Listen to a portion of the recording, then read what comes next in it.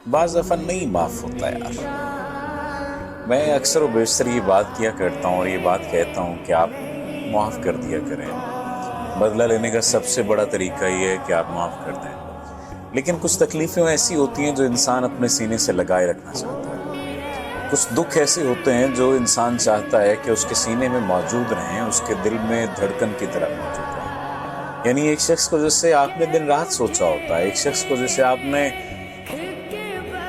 मिलने के लिए जाने क्या क्या किया होता है, जैसे आपने पाने के लिए जाने क्या क्या खोया होता है। वो शख्स जब सामने होता है तो वो फिर आपका नहीं होता, या सामने हो तो आपका होता है और आंख से ओझल हो जाए तो फिर आपका नहीं होता। ये कैसा अजीब दुख होता है कि वो अपने हुस्न को आप पर निछावर करता फिरे लेकिन मोहब्बतें कहीं और निछावर करे।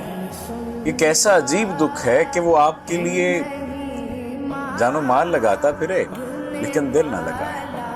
ये कैसा अजीब दुख है कि वो मोहब्बतें किसी और से करे, ख्वाब और ख्याल किसी और के करे, देखे और बातें आपसे करे। आपको यकीन दिलाए कि आप उसकी ज़िंदगी में कुछ नया लेकर आए हैं, कुछ नया करने के लिए आए हैं, और फिर आपके साथ मौजूद ना हो। कैसा अजीब दुख है।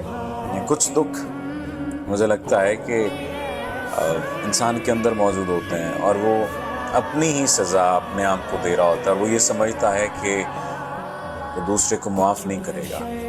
दूसरे को माफ़ करना उसके बस में नहीं होता, उसके इख्तियार में नहीं होता। बाज़ दफ़ा ज़रूरी नहीं होता माफ़ करना, लेकिन ये ज़रूरी होता है कि आप संभल जाएं। संभलना सबसे ज़्यादा ज़रूरी है और संभलना सबसे ज़्यादा मुश्किल काम है। याद रखिए, इस दौरे नागवार में जीना कमाल है, मरना कोई बड़ी बात नहीं है। हम मर ही तो रहे हैं। हम सांस लेते हुए जो ज़िंदगी गुजार रहे हैं, सांसों का लेना या सांसों का नाम जिंदगी नहीं है, जिंदगी गुजारने का नाम जिंदगी है। कोशिश कीजिए, अपनी जिंदगी की जिम्मेदारी खुद लीजिए, और माफ अगर नहीं कर पा रहे तो कोई बात नहीं, ना करें माफ। लेकिन एक बात ज़हन में रखें कि आप ही आप अपने साथी हैं, कोई दूसरा नहीं है।